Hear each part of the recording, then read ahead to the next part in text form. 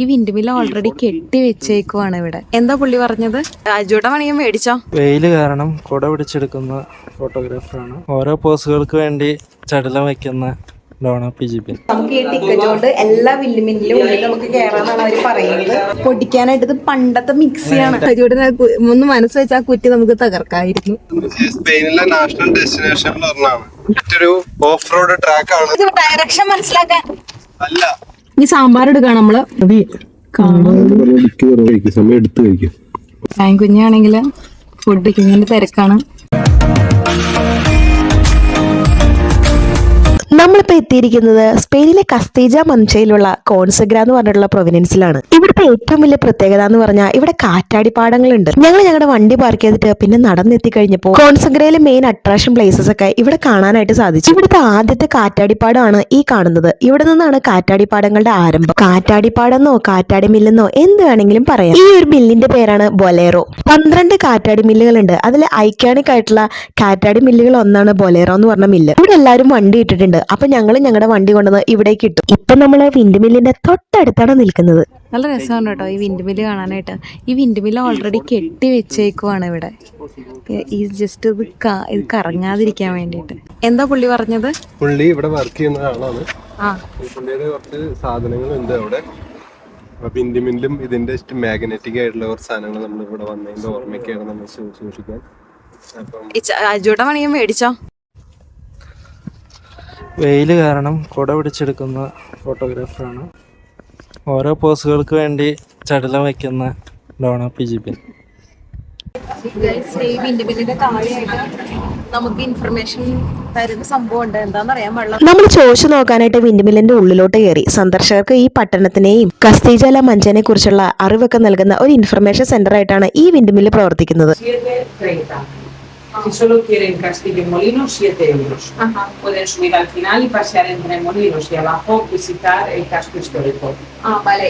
ഇവിടെ വന്നു കഴിഞ്ഞാൽ എന്തൊക്കെ സാധനങ്ങളാണ് കാണാനുള്ളതിനെ കുറിച്ചുള്ള ഒരു രൂപരേഖ ഞങ്ങൾക്ക് നൽകി. ആ രൂപരേഖയാണ് കയ്യിലിരിക്കുന്ന ഈ ഒരു പേപ്പർ കേട്ടോ. ഇനി നമുക്ക് അവർ പറഞ്ഞതിന്റെ അടിസ്ഥാനത്തിൽ നമുക്ക് മോള് വരെ പോയി നോക്കാം. 16-ാം നൂറ്റാണ്ട് തുടങ്ങിയിട്ടുള്ള യന്ത്ര സാമഗ്രികളും അങ്ങനെയുള്ള മില്ലുകളൊക്കെയാണ് ഇവിടെ സൂക്ഷിച്ചേക്കുന്നതാണ് അവർ പറയുന്നത്. ഇവിടെ പണിക്കാര് ഉറങ്ങിയിരുന്ന കട്ടിലും അടിച്ചു വരുന്ന ചൂല് എന്നൊക്കെ നമ്മൾ പറയുന്നു. പക്ഷെ അതല്ല, എന്താണ് സംഭവം എന്നുള്ളത് നമ്മള് മറ്റേ മൈക്രോഫോൺ വെച്ച് കേൾക്കും. കയറെന്ന് വെച്ച് കഴിഞ്ഞാൽ കെട്ടി വലിച്ച് കറക്കാനുള്ളതായിരുന്നു. ഇതെന്താ സാധനം? എനിക്കതൊരു ക്യാമറ ഉണ്ടാവുന്നില്ല. ഈ തൊള്ളേക്കട ഉള്ളിക്കട നല്ല വീട്. വിൻഡ് മില്ലിന്റെ ഉള്ളിലാണ് നമ്മൾ കയറിയേക്കുന്നത്. നമുക്ക് ഈ ടിക്കറ്റ് കൊണ്ട് എല്ലാ വിൻഡ് മില്ലിന്റെ ഉള്ളിൽ നമുക്ക് കയറാന്നാണ് അവർ പറയുന്നത്. നമ്മളിങ്ങനെ ഓരോ വിൻഡ് മില്ലിന്റെ ഉള്ളിൽ കയറും. പിന്നെ നമ്മൾ ഇതിന്റെ മെക്കാനിസം കാര്യങ്ങളൊക്കെ പറഞ്ഞു തരുന്ന ഒരു ടിവിയും കാര്യങ്ങളൊക്കെ ഇവിടെ കണക്ട് ചെയ്തിട്ടുണ്ട്. അതിൽ നമുക്ക് ഇതിന്റെ മെക്കാനിസം കാര്യങ്ങളൊക്കെ വെക്കാം. വലിയ വലിയ മരങ്ങൾ കൊണ്ടാണ് ഇത് ഉണ്ടാക്കിയിരിക്കുന്നത്. പഴയൊരു കെട്ടിടത്തിന്റെ ഒരു ഇത്. പിന്നെ ചെറിയ ചെറിയ ഇവിടെ നിന്ന് നല്ല കാറ്റ് വരുന്നുണ്ട് കേട്ടോ. ഡിസൈൻ മെക്കാനിക് ആയതുകൊണ്ട് വിൻഡോയിൽ എങ്ങനെ ഉണ്ടാക്കണമെന്ന് നോക്കാം. പിന്നെ എല്ലാ ഭാഗങ്ങളിലും ഹോൾ ഇട്ടിട്ടുണ്ട്. ഇതൊരു വട്ടം ഉള്ളൊരു സംഭവം കേട്ടോ. മൊത്തമായിട്ട് ഓവർ ഷേപ്പില്ല, വട്ട ഷേപ്പ്. ഈ മില്ല് കറക്കിയിട്ട് ഇവര് വിൻഡ് ഉണ്ടാക്കും. കറക്കാൻ പറ്റുമെന്ന് തോന്നുന്നു. ഈ കല്ലിന് ഇപ്പം ഇതൊരു കല്ലാണ്, ഒരു വലിയ മാർബിൾ പോലത്തെ കല്ല്. ഇതിന് നമുക്ക് പൊടിക്കാനായിട്ട് ഇത് പണ്ടത്തെ മിക്സിയാണ്. അരി ഇതിനകത്തേക്ക് ഇടും, അരി ഇവിടേക്ക് ഇടും, അല്ലെങ്കിൽ അരി അവിടേക്ക് ഇടും. ഇതിനകത്ത് കാണിക്കുന്നുണ്ട്.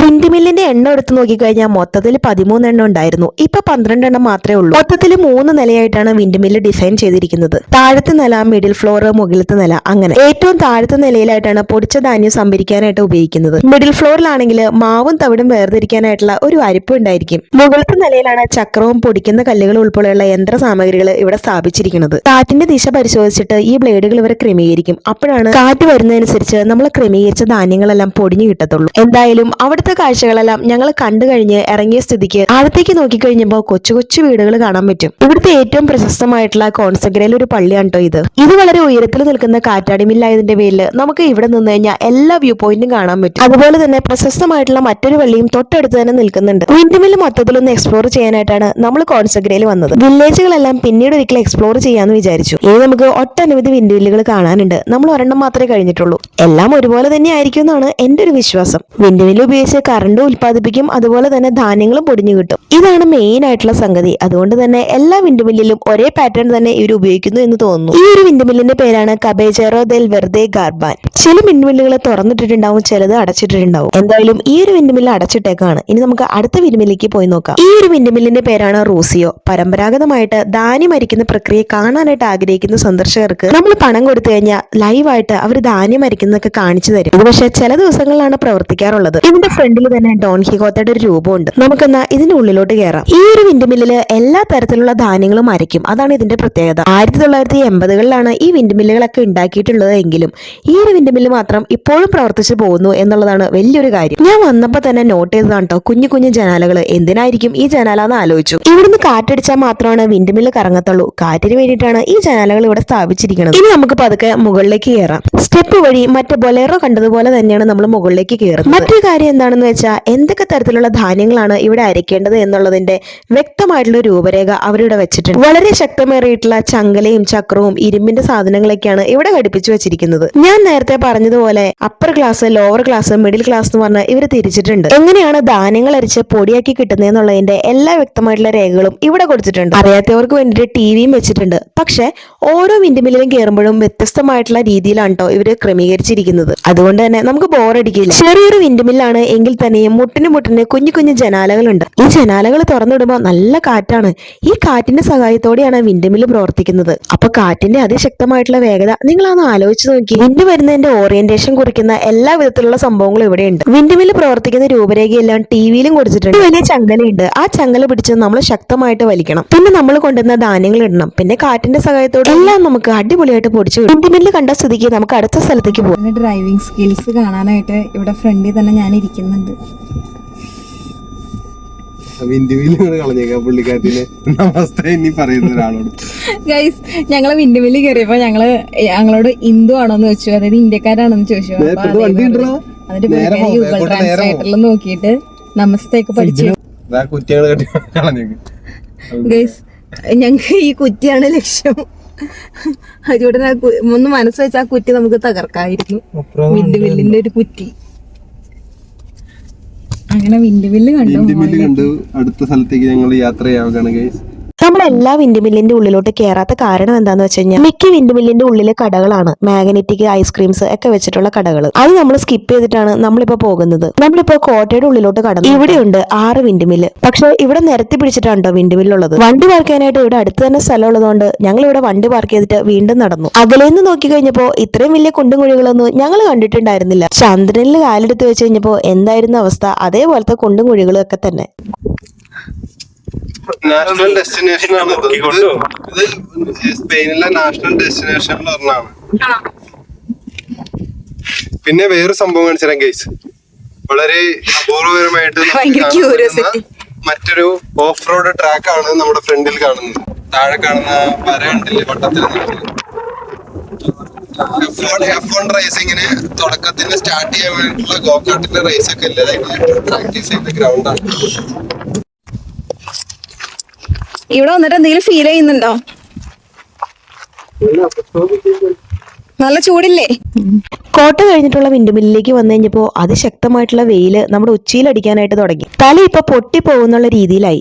വെയില് മാത്രമല്ല കേട്ടോ, അതിശക്തമായിട്ടുള്ള കാറ്റും കാര്യങ്ങളൊക്കെ ഉണ്ടായിരുന്നു. പിന്നെ ഇതിന്റെ വ്യൂ നല്ല രസമുണ്ട്. അതുകൊണ്ട് ഞങ്ങൾ കുറച്ചു നേരം അവിടെ സ്പെൻഡ് ചെയ്തു. ഇനി നമ്മൾ പോകാൻ പോകുന്നത് ഏറ്റവും തുഞ്ചത്തിരിക്കുന്ന വിൻഡ് മില്ലിലേക്കാണ്. വിൻഡ് മില്ലുകളിൽ ഏറ്റവും തുഞ്ചത്ത് ഈ ഒരു വിൻഡ് മില്ലിലാണ് കേട്ടോ ഇരിക്കുന്നത്. ഇവിടെ നിന്ന് നോക്കിക്കഴിഞ്ഞു കഴിഞ്ഞാൽ മൊത്തം കോൺസഗ്രയും കാണാനായിട്ട് പറ്റും. ഈ വിൻഡ് മില്ലിനെ കൂടുതൽ അട്രാക്റ്റീവ് ആക്കുന്നത് ഈ വിൻഡ് മില്ലിന്റെ ചുറ്റുമതിലാണ്. 12 വിൻഡ് മില്ലിനും 12 പേരുകളുണ്ട്. ഈ ഒരു വിൻഡ് മില്ലിന്റെ പേരാണ് എസ്പാർത്തേതോ. അതിന്റെ സൈഡിൽ തന്നെ ക്ലവീഞ്ഞോ എന്ന് പറഞ്ഞിട്ടുള്ള ഒരു വിൻഡ് മില്ലും ഉണ്ട് കേട്ടോ. ഈ 2 വിൻഡ് മില്ലും തൊട്ടടുത്ത് തന്നെയാണ് നിൽക്കുന്നത്. ഇവിടുന്ന് താഴത്തേക്ക് നോക്കി കഴിഞ്ഞു കഴിഞ്ഞാൽ വ്യൂ പോയിന്റ് മൊത്തമായിട്ട് കാണാനായിട്ട് പറ്റും. ഇനി നമുക്ക് എക്സ്പ്ലോർ ചെയ്യാനായിട്ട് വേറെ വിൻഡ് മില്ലുകളൊന്നുമില്ല. ഇതെന്തായാലും അടച്ചിട്ടേക്കാണ്. ഞാൻ പറഞ്ഞില്ലേ ചില വിൻഡ് മില്ലുകളൊക്കെ അടച്ചിടുമെന്ന്. നമ്മൾ കണ്ട ഇത്രയും വിൻഡ് മില്ലിനെ ഒരുമിച്ച് കാണാനായിട്ട് ഈ ഒരു വ്യൂ പോയിന്റിൽ നിന്നാ പറ്റും. കുരുകുരാ വീടുകളാണ്. എന്ത് ഭംഗിയാണല്ലേ ഇവിടെയൊക്കെ കാണാനായിട്ട്. ഉച്ചയ്ക്ക് സൂര്യൻ ഉദിച്ചു നിൽക്കുന്ന സമയത്ത് തന്നെ ചന്ദ്രനും ഒരു ഭാഗത്തുണ്ട്. എന്തായാലും ഇനി വരികയാണെങ്കിൽ സൂര്യാസ്തമയ സമയത്ത് തന്നെ വരണം. കാരണം ചുമന്നിരിക്കുമ്പോൾ വിൻഡ്മില്ലിനെ കാണാൻ ഒരു പ്രത്യേക ഭംഗി. വിൻഡ്മിൽ മൊത്തത്തിൽ കണ്ട സ്ഥിതിക്ക് നമുക്കിനി തിരിച്ചു നടക്കാം. നല്ല വിശപ്പിന്റെ വിളി എന്തായാലും ഞങ്ങൾക്ക് വന്നു തുടങ്ങി.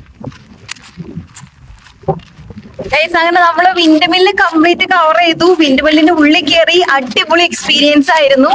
ശരിക്കും പറയാണ്ട് നിവർത്തില്ല, അത്രയും ഭംഗിയുണ്ടായിരുന്നു. കുത്തി നിർത്തിയേക്കണ, അതായത് ഡയറക്ഷൻ മനസ്സിലാക്കാൻ. അല്ല, ആ കാറ്റിനനുസരിച്ച് ഈ സാധനം തള്ളി നീക്കി അതിന്റെ ഓപ്പോസിറ്റ് വെക്കാം. ആണോ? വിൻഡ്മില്ലിൽ താഴെ ഘടിപ്പിച്ചിരിക്കുന്ന ഈ ഒരു കമ്പിന്റെ പ്രത്യേകത എന്താണെന്നറിയാമോ? കാറ്റിനനുസരിച്ച് ഈ ഒരു കമ്പ് മാറ്റി മാറ്റി വെക്കാനായിട്ട് പറ്റും. കുറെ നേരം അവിടെ നിന്ന് കൂലങ്കഷിതമായിട്ടുള്ള ആലോചനയ്ക്ക് ശേഷമാണ് ഞങ്ങൾക്ക് ഇത് മനസ്സിലായത്. താഴത്തേക്ക് ഇറങ്ങുന്നോറും അതിശക്തമായിട്ടുള്ള കാറ്റ് വീശാനായിട്ട് തുടങ്ങി. ഇനി എങ്ങനെയെങ്കിലും നമ്മൾ നമ്മുടെ കാറിന്റെ അടുത്തേക്ക് എത്തണം.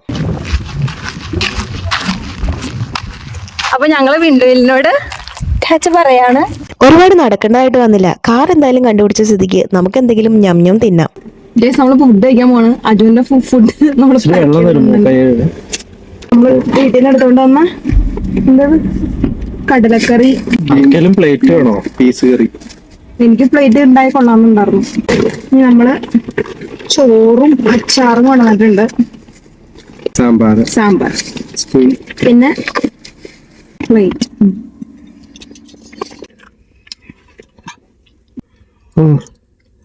ഇനി സാമ്പാർ എടുക്കാം. നമ്മള് കുറച്ച് വെള്ളം സാമ്പാർ ഓക്കെയോ? എനിക്കിത് കാണാൻ പോലും പറ്റുള്ള മതി. കാണാൻ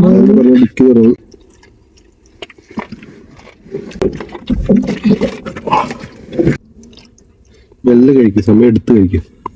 കുഞ്ഞാണെങ്കില് ഫുഡ് കഴിക്കുന്നതിന്റെ തിരക്കാണ്. അജുവേട്ടൻ ബാക്കിലോട്ട് തിരിഞ്ഞൊന്ന് ഫുഡ് കഴിക്കുകയാണ്.